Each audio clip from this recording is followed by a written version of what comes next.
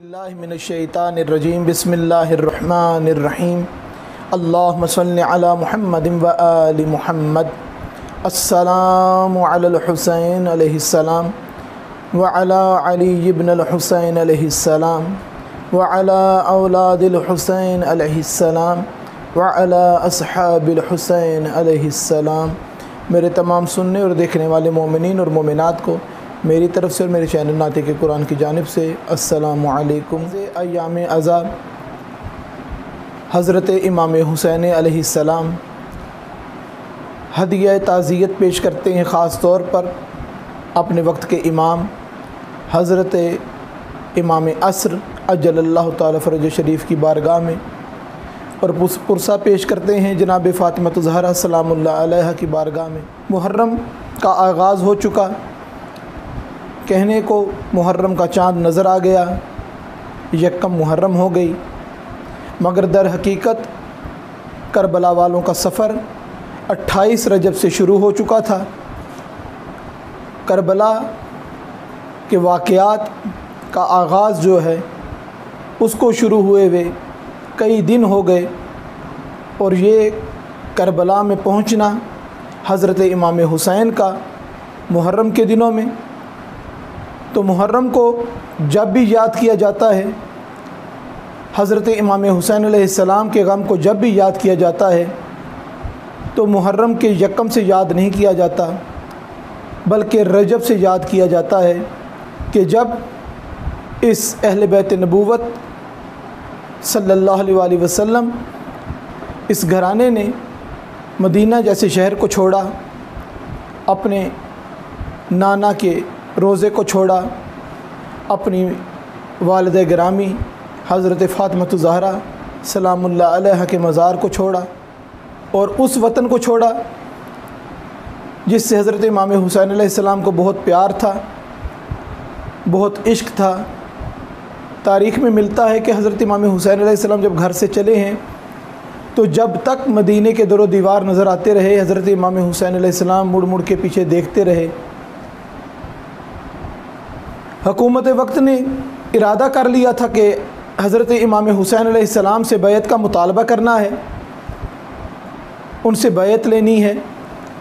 سوال یہ بنتا ہے کہ بیعت کیوں مانگی گئی حضرت امام حسین علیہ السلام سے، جب اس ظالم حکمران کے یزید کے اتنے پیروکار بن چکے ہوئے تھے، بیعت کرنے والے تھے، اس کی آواز پہ لبیک کہنے والے تھے، تو کیوں وہ حضرت امام حسین علیہ السلام کی بیعت پر ضد میں تھا کہ کوئی کرے نہ کرے امام حسین علیہ السلام کی بیعت ضرور ہونی چاہیے۔ اس کی وجہ یہ تھی کہ حضرت امام حسین علیہ السلام کو جانتا تھا کہ پوری دنیا اگر میری بیعت کر لے تو میری حکومت زمین پہ قائم تو ہو سکتی ہے، مگر اگر امام حسین علیہ السلام میری بیعت کر لیں تو میری حکومت آسمانوں پہ بھی قائم ہوگی۔ حضرت امام حسین علیہ السلام سے مطالبہ بیعت کیا درست تھا؟ تاریخ میں ملتا ہے جس طریقے سے کچھ افراد کا یہ کہنا ہے کہ حضرت علی علیہ السلام نے بھی نعوذ باللہ بیعت کر لی تھی، امام حسن علیہ السلام نے بھی بیعت کر لی تھی، تو کیا ان شخصیات کا بیعت کرنا یا ان سے بیعت کا مطالبہ کرنا درست تھا؟ تو ایک لمحے کے لیے میں آپ کو غدیر کے میدان میں لے کے جاؤں گا، اور وہاں سے جوڑ کر انشاءاللہ اپنی بات کو میں مکمل کروں گا۔ جناب سرور کائنات حضرت محمد مصطفیٰ صلی اللہ علیہ وسلم کا ارشاد گرامی، من کنت مولا ہوں فہذا علی مولا، کہ جس کا میں مولا ہوں اس کا علی مولا، کہ جناب سرور کائنات جس کے مولا ہیں، جو جناب سرور کائنات کو مولا مانتا ہے اس کا مولا خود جناب سرور کائنات نے اعلان کیا کہ میرے بعد میرا وصی، میرا جانشین، میرا بھائی علی ابن ابی طالب علیہ السلام۔ جناب سرور کائنات کا سٹیٹس کیا ہے مولا ہونے کے حوالے سے؟ جناب سرور کائنات کا سٹیٹس یہ ہے کہ جناب سرور کائنات مولا ہیں اور رسول ہیں، مولا ہیں اور نبی ہیں، مولا ہیں اور صاحب امر ہیں، مولا ہیں اور تمام انبیاء کے سردار ہیں، سید الانبیاء ہیں، مولا ہیں اور خاتم النبیین ہیں۔ تمام سٹیٹس اس لفظ مولا کے اندر آتے ہیں، اور جناب سرور کائنات نے فرما دیا کہ میرے بعد اگر کوئی نبی ہوتا تو وہ علی ہوتا، میرے ساتھ علی کو وہی نسبت ہے جو موسیٰ کو ہارون کے ساتھ ہے، اور مگر میرے بعد کوئی نبی نہیں ہے۔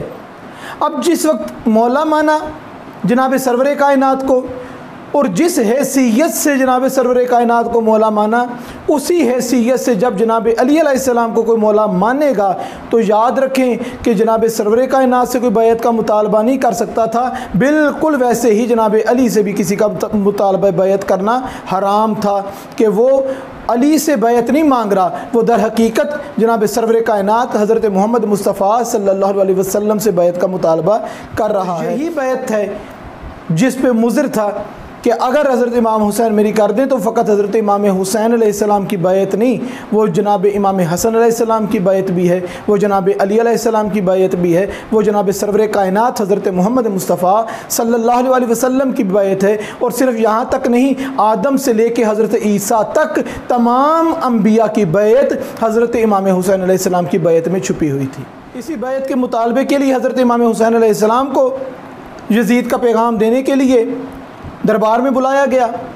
حضرت امام حسین علیہ السلام جوانان بنی ہاشم کو اپنے ساتھ لے کر گئے، حضرت عباس علمدار علیہ السلام بھی ساتھ تھے، حضرت علی اکبر علیہ السلام بھی ساتھ تھے، اور دوسرے جوانان بھی حضرت امام حسین علیہ السلام کے ساتھ گئے، اور مولا حضرت امام حسین علیہ السلام نے کہا کہ جب میری آواز بلند ہو آپ تب اندر داخل ہوں، جب تک میری آواز بلند نہ ہو سارے جوانان جو ہیں اس دروازے کے باہر کھڑے رہیں۔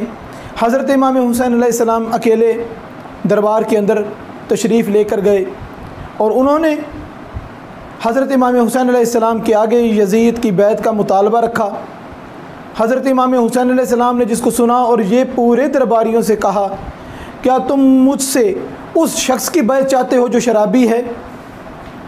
اور پورے دربار میں کوئی ایک ایسا کہنے والا نہیں تھا کہ امام حسین علیہ السلام آپ جو مرضی کہیں مگر یزید شرابی نہیں ہے۔ سب جانتے تھے کہ یزید شراب پینے والا ہے، یزید شرابی ہے۔ حضرت امام حسین علیہ السلام نے کہا کہ میں جو تم نے مجھے دربار میں بلایا ہے بیعت کے لیے، بیعت بند کمروں میں نہیں کی جاتی، رات کے اندھیروں میں نہیں کی جاتی۔ اگر تم بیعت کروانا چاہتے ہو تو آنا دن کے ٹائم مسجد نبوی میں بیٹھیں گے، وہاں پر مجمع ہوگا، سب کے سامنے تم بیعت کا مطالبہ کرنا، میں تمہیں وہاں پر جواب دوں گا۔ تب ایک بدبخت نے کہا کہ اگر امام حسین علیہ السلام ابھی آپ کے نرغے سے نکل گئے تو پھر کبھی آپ کے ہاتھ میں نہیں آئیں گے۔ تو حضرت امام حسین علیہ السلام نے اس کو مخاطب کر کے کہا، ابن زرقا، کیا تو میرے مارنے کی بات کرتا ہے کہ تو مجھے مارے گا؟ تیری کیا حیثیت ہے، تیری کیا اوقات ہے؟ اور امام حسین علیہ السلام نے فرمایا کہ یاد رکھنا کہ مجھ جیسا کبھی بھی یزید جیسے کی بیعت نہیں کر سکتا۔ گفتگو شروع ہوئی، حضرت امام حسین علیہ السلام کا لہجہ بلند ہوا، حضرت عباس علمدار علیہ السلام داخل ہو گئے اندر، اور بڑھنے والے تھے، وہ جو تخت پہ بیٹھا ہوا تھا اس کا گریبان پکڑنے والے تھے کہ حضرت امام حسین علیہ السلام نے حضرت عباس کو روکا اور کہا کہ یہاں پر نہیں لڑنا، یہاں پر کوئی فساد نہ ہو، یہاں پر کوئی بات نہ ہو، کیونکہ لوگ کہیں گے کہ یہ کرسی اور یہ حکومت کے لیے گئے تھے اور نہیں ملا، جس کی وجہ سے انہوں نے وہاں پہ جھگڑا کیا۔ حضرت عباس علمدار علیہ السلام کو لے کر، باقی جوانان کو لے کر حضرت امام حسین علیہ السلام واپس گھر تشریف لے کر آئے۔ جناب زینب سلام اللہ علیہ گھر میں بے چین کھڑی تھیں۔ جناب زینب سلام اللہ علیہ کو پتہ لگا کہ بھائی گھر آ گئے۔ جناب زینب سلام اللہ علیہ نے پوچھا، بھیا آپ دربار گئے تھے، سب خیریت تھی؟ حضرت امام حسین علیہ السلام نے فرمایا کہ مجھ سے یزید کی بیعت کا مطالبہ کیا گیا ہے۔ جناب زینب سلام اللہ علیہ بولتی ہیں کہ بھیا آپ کیا کہہ کر آئے؟ اس وقت حضرت امام حسین علیہ السلام نے فرمایا، آپ مجھے یہ بتائیں کہ مجھے کیا کہنا چاہیے تھا۔ اس وقت جناب زینب سلام اللہ علیہ نے کہا، بھیا آپ نہ کریں، آپ کو نہ کر دینی چاہیے۔ حضرت امام حسین علیہ السلام نے فرمایا کہ بہن زینب، اگر میں نہ کرتا ہوں نا تو ہمیں مدینہ چھوڑنا پڑتا ہے۔ جناب زینب سلام اللہ علیہ نے فرمایا کہ خدا کے دین کے لیے اگر ہمیں مدینہ چھوڑنا پڑے تو مجھے قبول ہے۔ کہا، بہن زینب اگر نہ کرتا ہوں نا تو ہم سے عباس بھائی جدا ہوتا ہے۔ بی بی زینب سلام اللہ علیہ نے فرمایا کہ اگر خدا کے دین کے لیے عباس قربان کرنا پڑے گا تو میں کر دوں گی۔ امام حسین علیہ السلام نے فرمایا، زینب اگر میں نہ کرتا ہوں نا تو یاد رکھ تجھے علی اصغر کو چھوڑنا پڑتا ہے۔ بی بی نے فرمایا کہ اگر خدا کے دین کے لیے اصغر قربان کرنا پڑے تو میں کر دوں گی۔ کہا بہن زینب اگر میں نہ کرتا ہوں تو علی اکبر قربان کرنا پڑتا ہے۔ کہا کہ اگر خدا کے دین کے لیے علی اکبر جیسے جوان کی ضرورت پڑے گی تو میں قربان کر دوں گی۔ کہا بہن زینب یاد رکھ اگر نہ کرتا ہوں نا تو تجھے حسین جیسا بھائی چھوڑنا پڑتا ہے۔ بی بی زینب سلام اللہ علیہ نے فرمایا اگر خدا کے دین کے لیے مجھے حسین جیسا بھائی چھوڑنا پڑے میں تب بھی تیار ہوں۔ کہا بہن زینب یاد رکھنا اگر نہ کرتا ہوں نا تو سر کی چادر دینی پڑتی ہے۔ بی بی زینب سلام اللہ نے فرمایا کہ اگر خدا کا دین ایسے بچتا ہے کہ زینب کے سر پہ چادر نہ رہے تو بھیا زینب اپنی چادر دینے کے لیے بھی تیار ہے۔ انا للہ و انا الیہ راجعون۔